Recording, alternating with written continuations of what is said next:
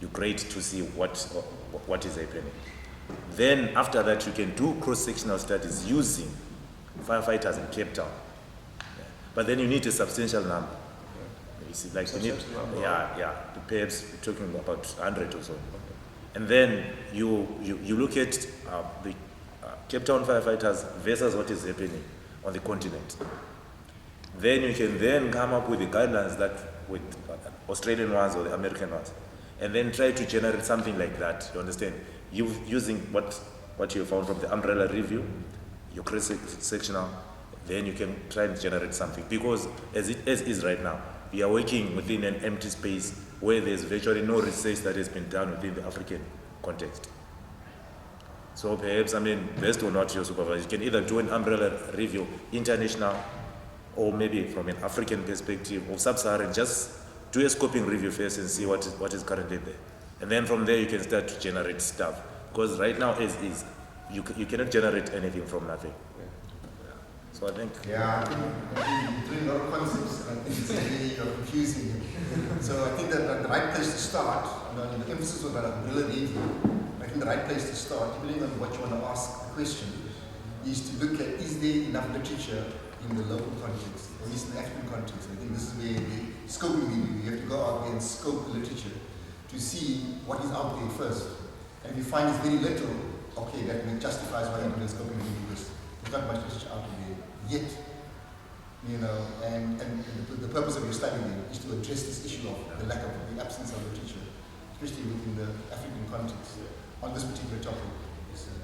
And then, if there's, at a later stage, as more and more research becomes available, is then looking at, have there been sufficient reviews done on this topic, and then doing a review of all the reviews. This is where the umbrella review comes in. It's a review that covers the whole range of other reviews that have been done, being scoping, being narrative, being systematic. So this is the umbrella review that covers all the other reviews, that have been done. Then you can see, okay, based on what has been done, what are and this is where the guidelines comes in. From what you examine, the literature that exists out there, what are then the clear outcomes, you see. But I think at this stage it's a bit premature to go there to do an umbrella review, unless you really understand literature very well. I think it's a bit too early stage. I would say suggest, let's go the route of a scoping review first, and then, use it as a starting point. And from there we can see what is the way forward. So I think that's a point well made. Okay. Do you need to get this stuff? No, it's not going to be implemented as guidelines. Guidelines development. Maintenance. So I think that's a very important point, because at the doctoral level, you're looking at, where is the new knowledge coming from? What are you testing? The absence of intervention, then you must look at how else.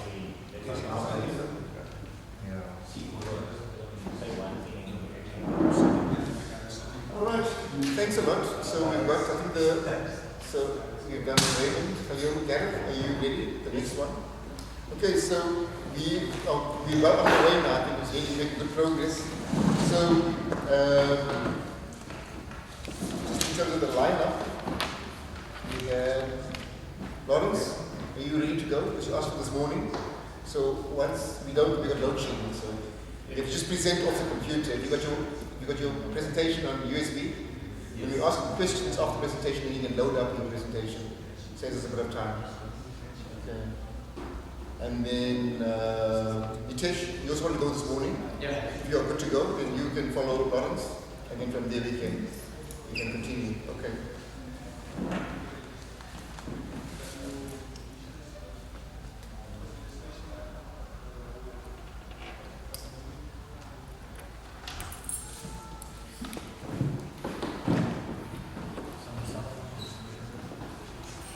Who's mine? Time, it's not really many. Okay, good morning. My proposed PhD topic is an evaluation of the relative age effect in sport as a tool to predict success in sport performance of adolescent athletes at sports school.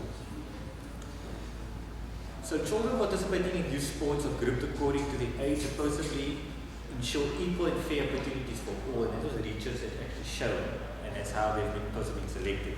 But however, there's a continuous growing body of research that shows that children are grouped in a biased manner according to various physical and psychological characteristics depending on the distribution of their birth date, as well as physical and physiological growth and maturation have been hypothesized several times the underlying cause of relative age effect, but conclusive results are scarce at the current moment. Because what's been happening is, especially in the age group level, and a lot of research has been focused on soccer mainly, that we find, but there have been some other sports as well, where children born in the first quartile of the year, like from January to March, are the chosen ones in the different age groups to represent the team, and the children born later in the year, they are a very small number of students represented. And that's the focus of my studies, to see what is the current aspect in the Western Cape. So my questions are that is to determine the prevalence of relative age effect in school-age sport persons in the Western Cape of Africa, to compare athletes' physical characteristics and performance according to the quartile of birth, and to analyze the influence of maturity offset on the physical characteristics and physical performance. So the aim of the study is to determine the relative age effect in sport as a tool to predict success in sport performance of adolescent athletes in a sports school. So I have 4 objectives thus far, but obviously because we're still in the proposal phase, there's still a lot of things I probably need to change and work on, and there's obviously constant communication with my supervisor.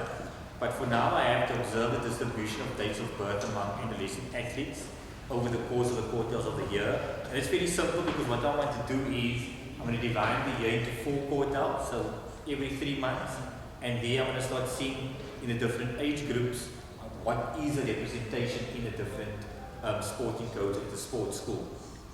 Just on the sports school, we still need to define what the sports school is in a South African context, because obviously a lot of the research that I've been reading focuses on European schools, and obviously their education system is completely different to ours. So that's one of the major things I still need to define, is what is a sports school in our context. Because we did have the sports school in Kells River, but I know their stuff have changed, and they're technically now a normal school, but they were established as a sports school. So to get that definition, we still need to obviously sort that one out and get to a clear definition in the South African context. Okay, to compare athletes' physical characteristics and performance according to quartiles of birth. So just as they divided into the different quartiles, I'm going to obviously compare and see each one's performance and their physical characteristics according to certain tests. And then we're going to analyze the influence of the maturity offset model on physical characteristics and physical performance, and then to identify any differences in the relative age effects between boys and girls. At this moment, I will be focusing on boys and girls. I'm not just focusing on boys itself. It was mere for the fact the number of participants I wouldn't know yet. So we still have to find out what is the actual number of students at the school, and see if that actually fulfills the statistical numbers I need for my study. So my hypothesis is that athletes born in the beginning of the year would have some physical advantages and would also have better performances in the younger periods. So my methodology at the moment is it will be a quantitative cross-sectional study design that will be carried out with the adolescent athletes at the sports school. So we're looking at about, for now, 330 to 60-year-old adolescent athletes. So I'm going to use the Sloven's formula to eventually get the proper statistical analysis I need for my study to make sure that obviously I fulfill my requirements. And the group will then further be subdivided into different age category groups according to the athlete's date of birth, like you're under 14s, you're under 15s, under 16 years, and obviously looking at doing it at the sports school. So first of all, for the day, I'll be doing a questionnaire which will be administered to the participants, which will gather birthday distribution data. So the quartiles will be quartile 1 from January the 1st to March the 31st. Q2 will be April the 1st to June the 30th. Q3 July the 1st to September the 30th. And Q4 October the 1st to December the 31st. So the predicted maturity offset model is a calculation where you're actually predicting the peak height velocity for the students. Okay, I can't show you the calculation. So that's what the maturity offset model is. Purely a calculation to predict the years that someone's going to reach the peak height velocity. Okay, so this model was proposed by Mulwood, Baxter, Jones, Bailey, and Union, which will be used. So this actually predicts the years Can you maybe just When you see the model. So this predicts the years of the individuals away from the peak height velocity. So if I get a value that is negative, those are peak height velocity, and those that is a positive value or that's past the peak height velocity. So this is the maturity of the model that you now can actually predict if they reach the peak height velocity. Okay, so that I must not implement into the things. Okay, and then so for my clinical assessments, I'm going to take weight heights, sitting height, length of lower limb, strength height, performance measures. I'm looking at the grip strength, 20 meter sprint test. I'm also doing the running based aerobic sprint test because here I'm going to work out the fatigue index, which is one of the things. Because with children, this point is doing all this strength and like for your seniors. So these are the popular tests that have been done to actually see the performance of age group athletes. So then that's why I'm going to predict their performance using this type of model to see what it is actually and see how they perform through the different quartiles. And then also statistical analysis, SPSS, descriptive statistics, my significance, they will get 0.0, P level 0.05. I'll also be using the superior works stats to investigate the data normally distributed. I'll be doing independent sample tests to obviously compare the different groups, and also I'm going to be using regression analysis to predict the outcome, because obviously I'm going to see if I can get a tool to predict the performance. So, but there's still a lot of, we still have to meet with statistician around my statistics, because we still have to make sure that what I want to do and the tests I have and the information I want to get will actually help me get a predicted outcome by using the tool. So that is still a lot of thoughts that we still need to do with my supervisor and a statistician to actually make sure that the stats that I want to use or I am thinking about is actually what will fulfill my requirements. And then yeah, just the ethics from the BEMREC or university, I'll have to get permission from them.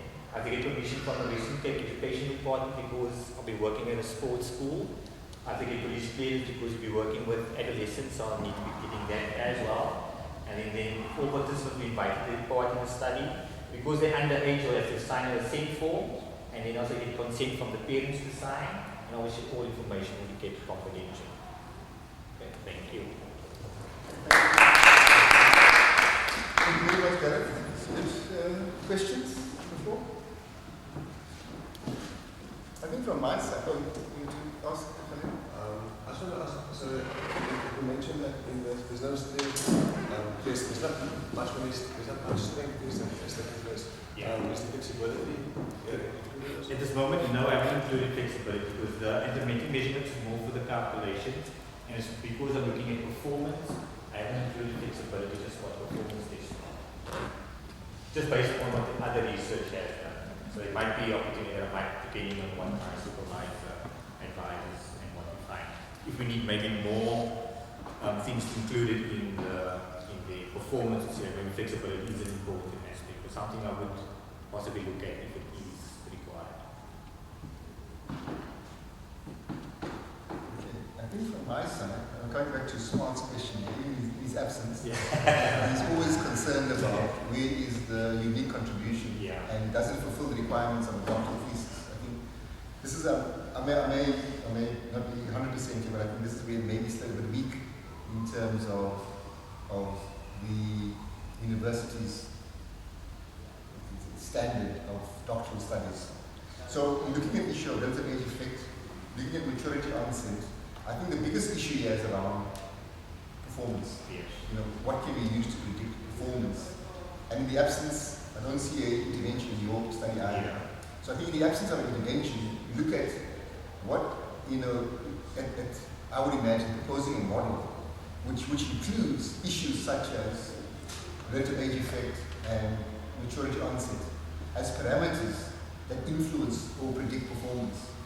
So I would imagine that if one looks at proposing a model that can include a number of parameters that can predict performance, I think this will add to the quality of the study and may then also meet the requirements of a doctoral study. So we can really sit down and look at exactly how one can go about doing that. So I think there's some aspects of measuring relative age effect and measuring maturity onset. These are good parameters. But then how does this information feed into predicting performance? I think this is where the model comes in. Yeah. You can identify the predictors, but then actually putting in place the model. I think we can look at other parameters as well that one can work. But I think the basis is in how do we add it. I think what will help us a lot in establishing that is conducting a review. Yeah. You know, and as you say, because a lot of literature has been published on this aspect, is then using that literature and then doing maybe a systematic review on the existing literature to establish exactly what what are the outcomes that have been identified in the literature, and what are the unique gaps that are present where your research becomes then valuable in meeting those gaps. So I think this is going to be a route to follow. Yeah. Especially those of you who think of doing your thesis by publication. I think it's important then that you actually break up your studies and you need to tell us what are the publications coming out. What will be publication 1, publication 2, publication 3. For doctoral studies, we need at least 4 publications. So you must tell me really clearly, this is where the publications are going to come from. Which part of the thesis, either the literature, or the methodology, or the results, or the model, but you must tell us exactly where it's coming from. So you have a clear idea in your mind as to what will be the clear outputs. And your research then works towards those outputs. Otherwise, your research is then just doing it, maybe to address the aim, but it's not clearly focused on the publication outputs. And this is very important. It makes your research a lot more focused, and goal-orientated. We have that perspective. So I think we can do the same thing in your case as well. So just a question,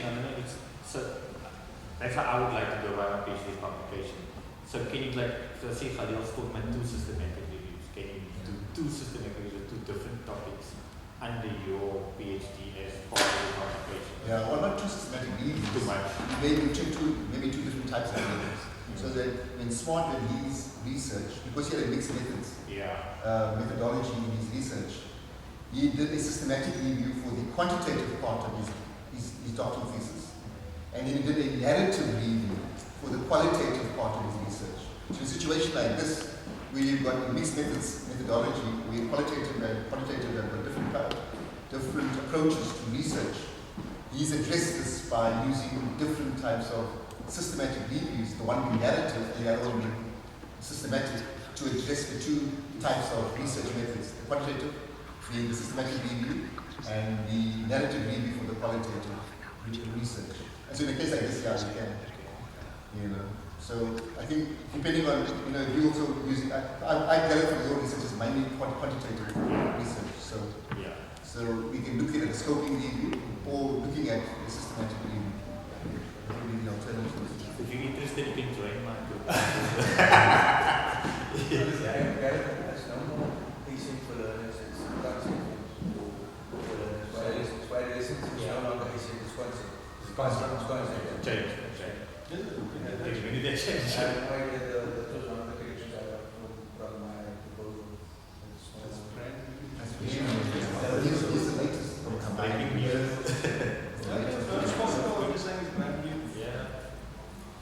Thanks a lot, Gary. I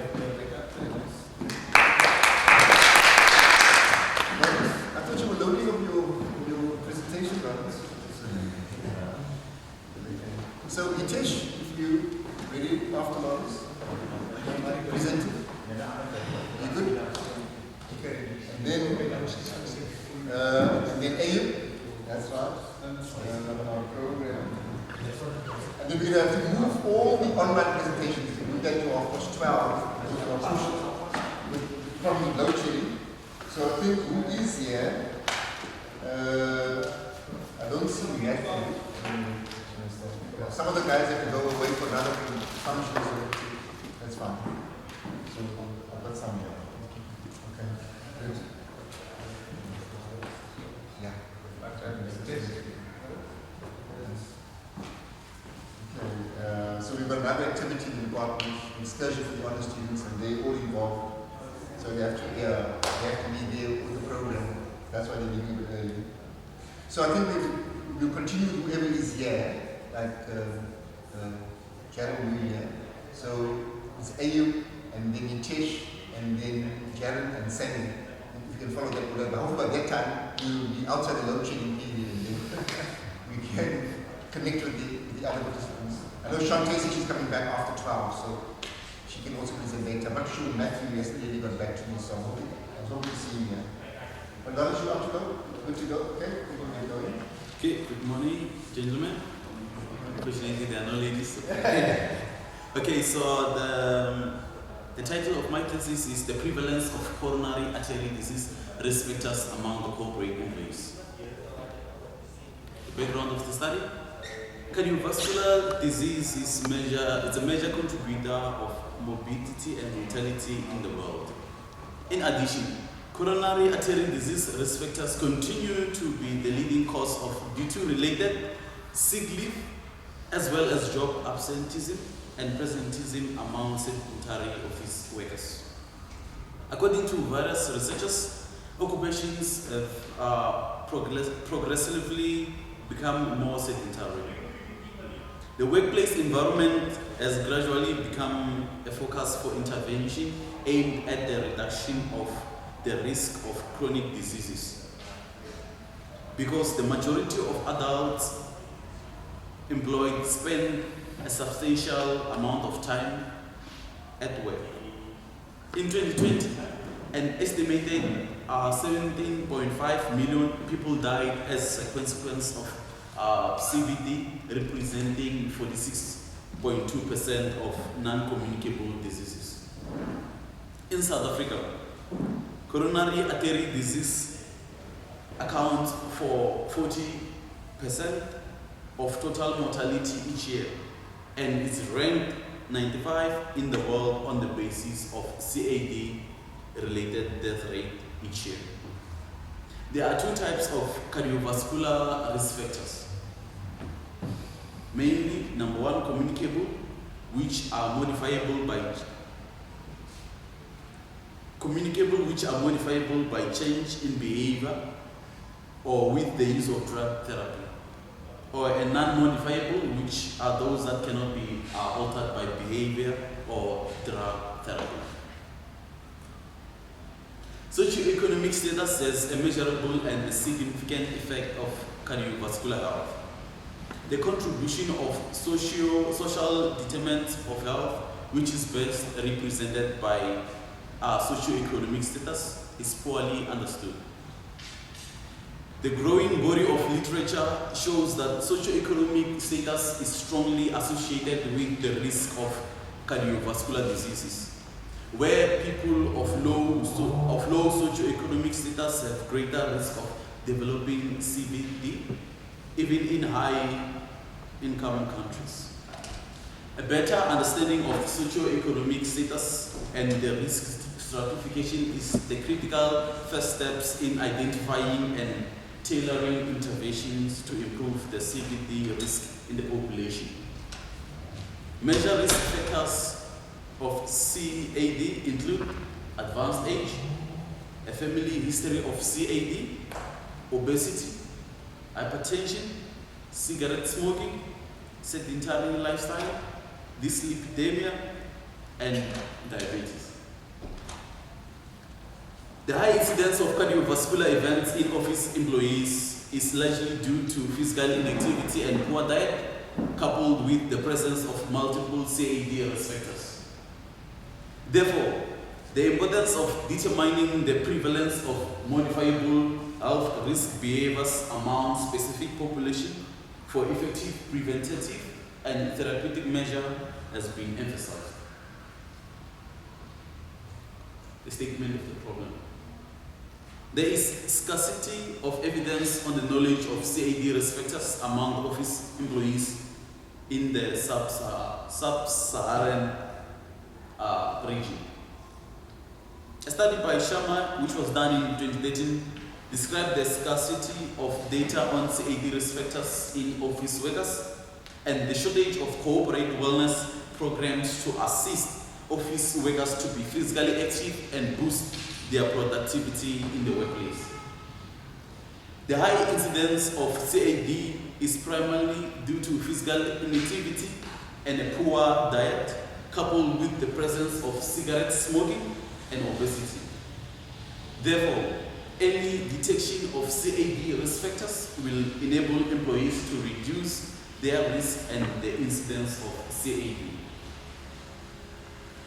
It will also assist in reducing the amount of sick leave taken by employees, job absenteeism, and presenteeism through the reduction and early treatment of the risk factors. Significance of the problem? CAD risk factors are early indicators of future heart diseases. In terms of CAD, people are at greater risk as they grow older. And if they had a parent or a sibling experiencing a heart attack at a relative young age.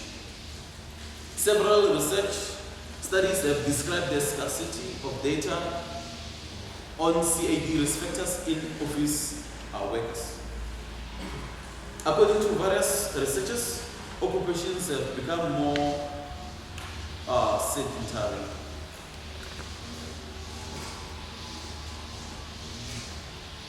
Another study which was done by Colby Alexandra and the partners indicated that 20% of South African employees reported a prevalence of more than 4 CAD risk factors, while Swanepoel and others reported that 50% of the employees showed less than 2 risk factors, of which 42% indicated 3 to 4 risk factors, and 7.3% reported more than or equal to 5 risk factors.